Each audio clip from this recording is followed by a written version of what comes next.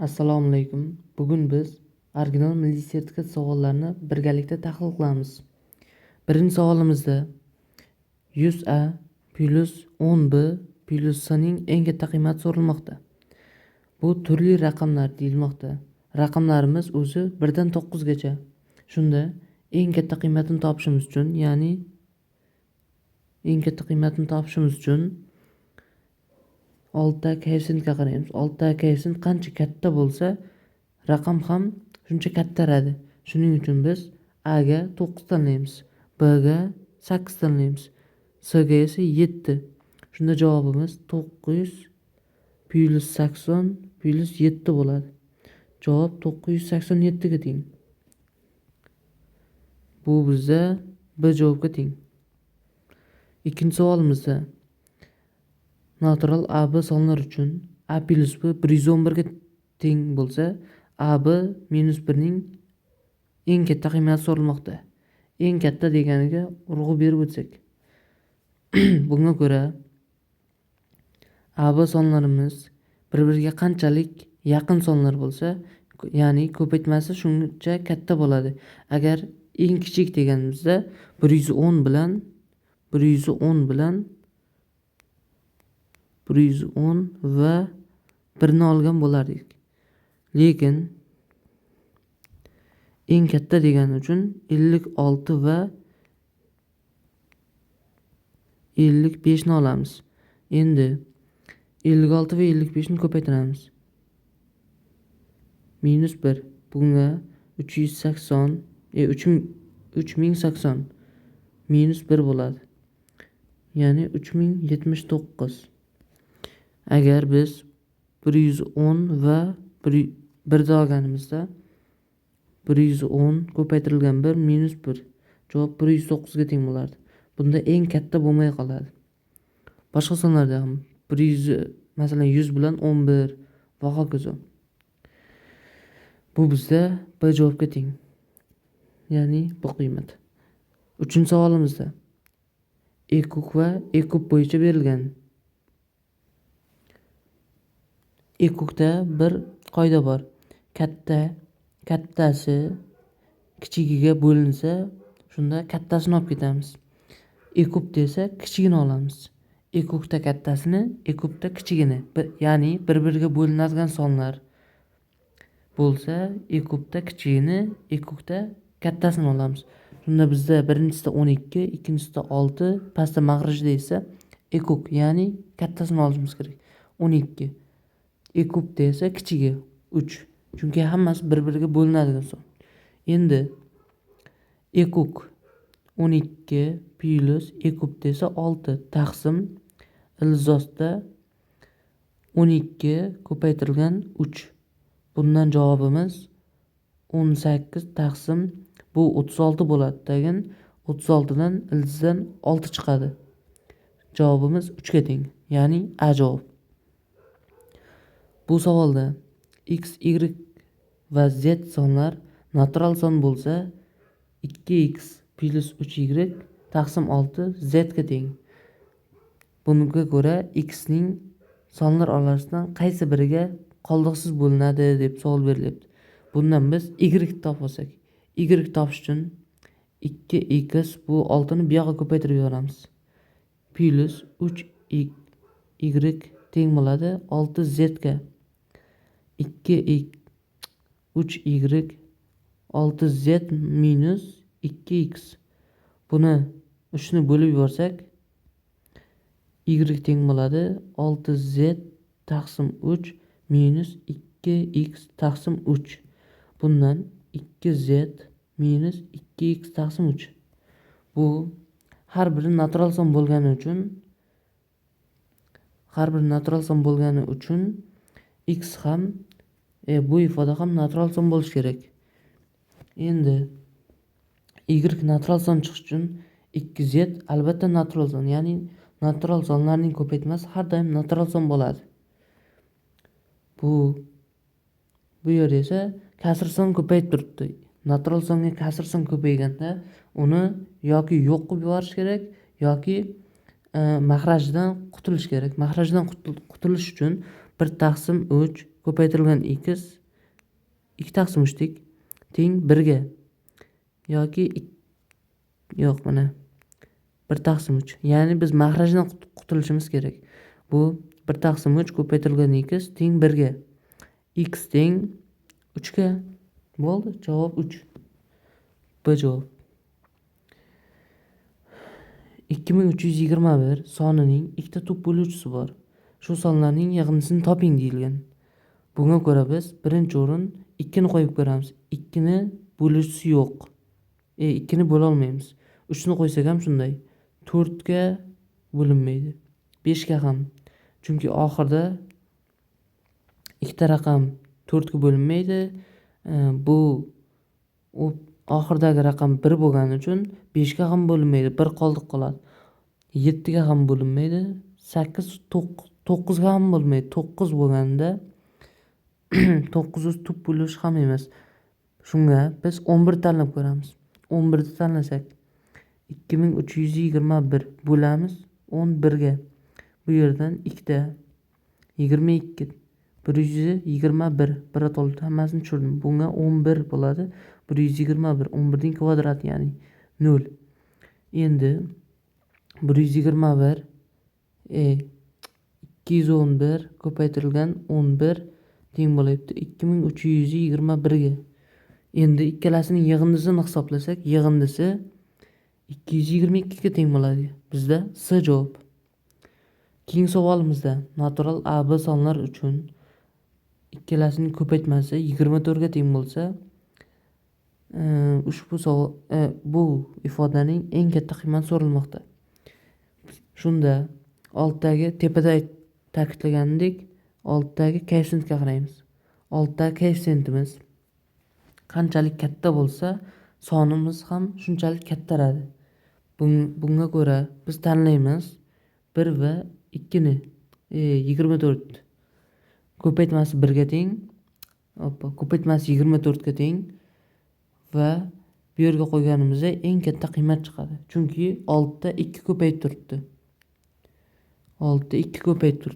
2 ko'paygani uchun B kattaroq son bo'lishi kerak. Endi 1 plus 2 ko'paytirilgan 24 minus 1 javob 48 ga teng. Eng katta qiymat o'zi 48 javoblarda ham. Ushbu savolda 2023 AB ko'rinishdagi 6 xonali sonlar orasida 36 ga qoldiqsiz bo'linadigan nechta deb savol berilmoqda. Bunga ko'ra biz 36 ga bo'linish qoidasi 9 va 4 ga bo'linadi. Endi 9 ga bo'linadigan raqamlar 9 ga bo'linadigan sonlar qoidasini topamiz. 2023 plus AB. Ya'ni raqamlar yig'indisi bu va bu raqamlari. Shu sonning raqamlari yig'indisi 9 ga bo'linishi kerak. 7 plus A plus B teng bo'ladi 9 ga yoki 18 ga. 27 desak xato bo'ladi. Buni keyin tushuntirib o'taman. Birinchi holatda biz A plus B ni topsak, A plus B teng bo'ladi 7 ni bu yoqqa o'tkazsak 9 dan ayrilib 2 qoladi. Ikkinchi holatda A plus B teng bo'ladi 18 dan 7 ayrilsa 11 ga. Endi uchinchi holatda olmaymiz deganning sababi A plus B miz teng bo'ladi 27 dan 7 ketadigan bo'lsa, ya'ni ayriladigan bo'lsa 20 qoladi. Ikkita natural sonning yig'indisi hech qachon 20 ni bermaydi. O'zi maksimalniy sonlarni topsak 9 va 9 eng katta natural raqam. Bunda ikkalasining yig'indisi 18 deb beradi. Endi bu xato, bu ikkalasi bilan ishlaymiz. 4 ga bo'linish qoidasi esdan chiqmasligi kerak. 4 ga bo'linish qoidasi oxirgi ikkita raqami 4 ga bo'linadi. Ya'ni AB 4 ga bo'linishi kerak. AB 4 ga bo'linishi kerak. Bunda biz 2 va 0 ni tanlaymiz. Raqamlar yig'indisi 2 ni beradi. Bo'lganda ham 24 ga bo'linadi. Ikkinchi holatda A plus B miz teng bo'ladi 11 ga. Bundan biz 9 va 2 ni topamiz. 9 va 2. Ya'ni 9 va 2 92. to'rtga xom bo'linadi va raqamlar yig'indisi 11 ga teng va 56 ham. 56 raqamlar yig'indisi 11 deb beradi va 4 ga ham bo'linadigan son bo'lyapti. Endi 93, ya'ni keyingi savol. Bunda E kub so'ralmoqda. Biz A va B ni yozib olamiz. A va B ni yozib olamiz. Bunga ko'ra bizda A teng bo'ladi 3 ning kvadrati ko'paytirganimizda A va B ni ko'paytirganimizda yana bu ifoda kelib chiqish kerak. Shunga e'tibor beramiz. 3 ning kvadrati ko'paytirilgan 5 ko'paytirilgan 7 ning kvadrati ko'paytirilgan 11. Pastda B miz teng bo'ladi 3 ning kvadrati ko'paytirilgan 5 ko'paytirilgan 7. Endi ikkalasini ko'paytirsak yana tepadagi ifodani beradi. Xo'p, E kub AB. E kub A va B ga. Bunga ko'ra biz ikkalasida ham bor sonlarni olamiz. Ya'ni 3 ning kvadrati ko'paytirilgan 5 ko'paytirilgan 7. Bo'ldi. Javob shunga teng. Ya'ni 315. B javob bo'lar ekan. Xo'p. Keyingi savolimiz ham tepadagi savolning o'zi. Faqat A va B lar mana shular katta yozilgan. Bu takrorlangan savol bo'lishi kerak, adashmasam. Bunda ham 315, ya'ni C javobga teng. Keyingi savolimiz. Bunga ko'ra biz 500 ni bu yoqqa, bu ifodani bu yoqqa o'tkazamiz. A minus 500 teng bo'ladi B minus C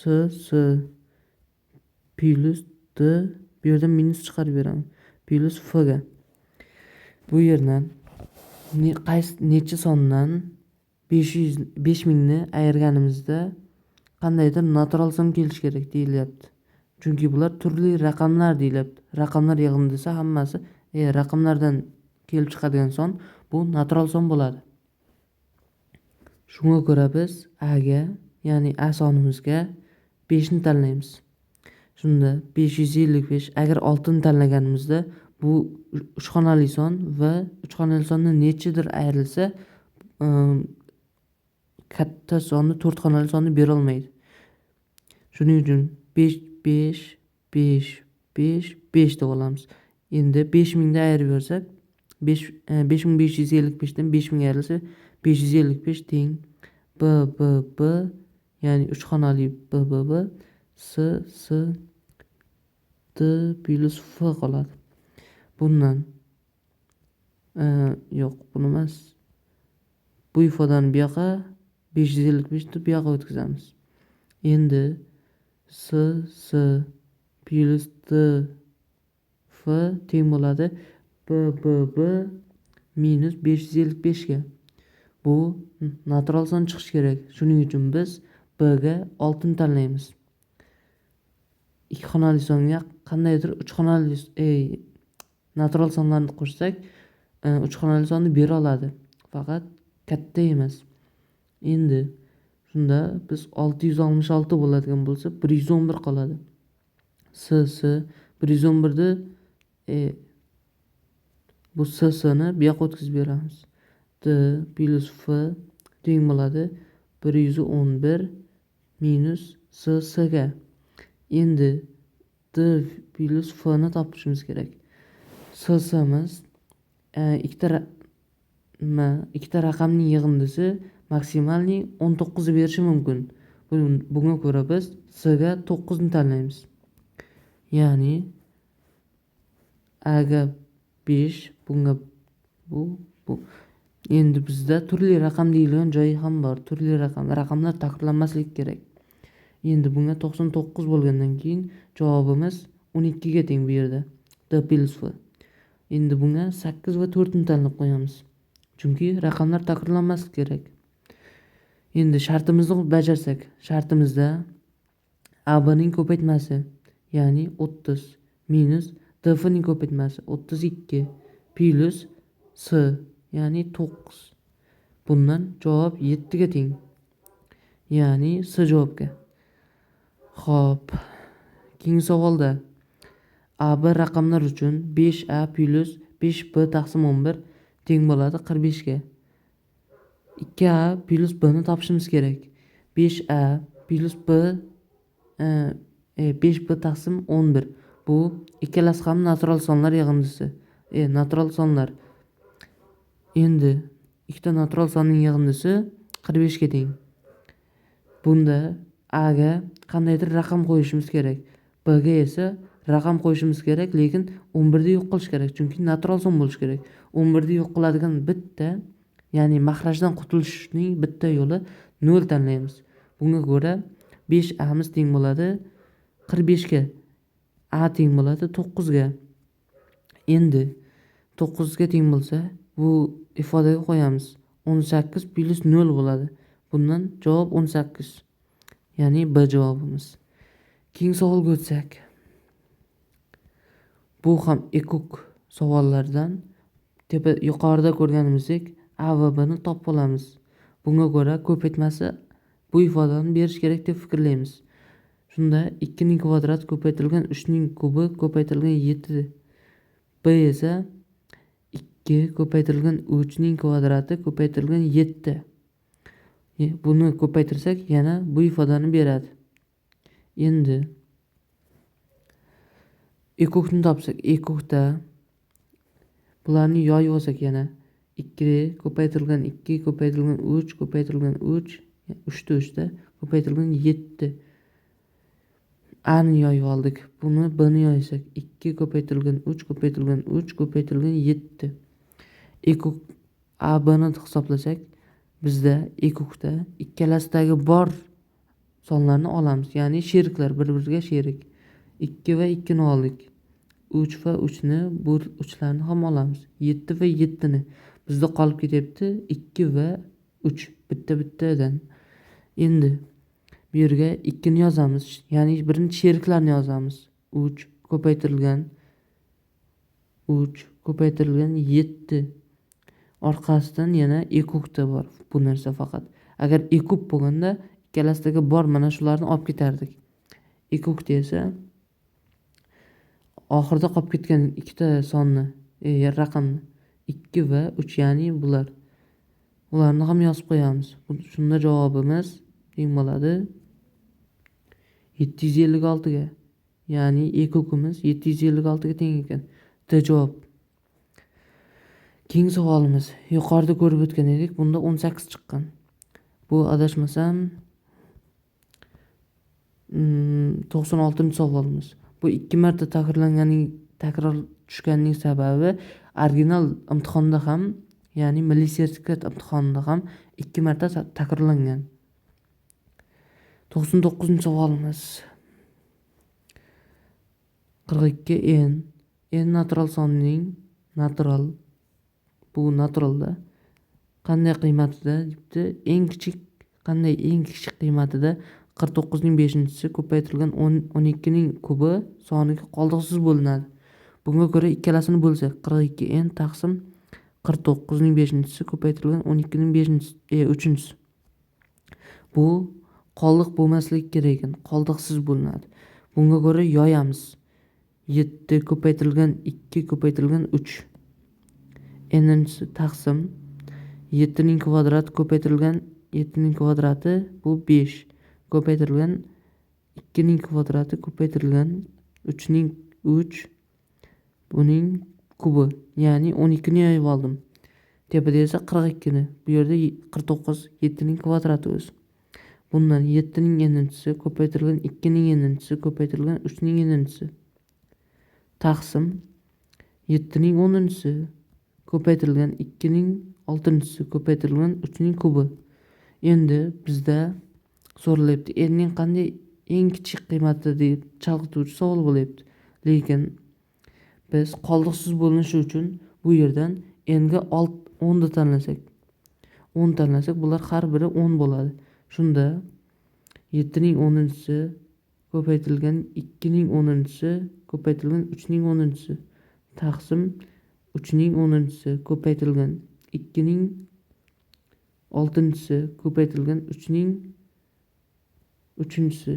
Endi javobimiz teng bo'ladi. Bu yerda 7 edi, uzr. Biroz chalkashlik ketibdi. Bu 7ning 10-si qisqarib ketadi. 2ning 10-sidan 2ning 6-sini bo'lsak, 2ning 4-si qoladi. Ko'paytirilgan 3ning 7-si, ya'ni 10dan 3 ketadi. Endi bizda 10 ga qoldiqsiz bo'lindi. Ya'ni n ga 10 tanlaganimizda javobimiz shuning uchun D javobga teng, ya'ni 10. Oxirgi savolimizda bu ham ekukka doir savol ekan. Adashmasam, buni ham tepada ko'rib o'tgan edik. Ya'ni bu 97-savolda. 97-savolmidi? Ha, ikkalasi ham bir xil savol. Bu ham takrorlangan savol ekan. Ya'ni muhim savollardan. Yechimlar foydali bo'lgan bo'lsa, izohlarda omad deb yozib qoldirishni unutmang. Hali bizning videolarimiz oldinda. Qolgan savollarga ham yechim qilishga harakat qilamiz.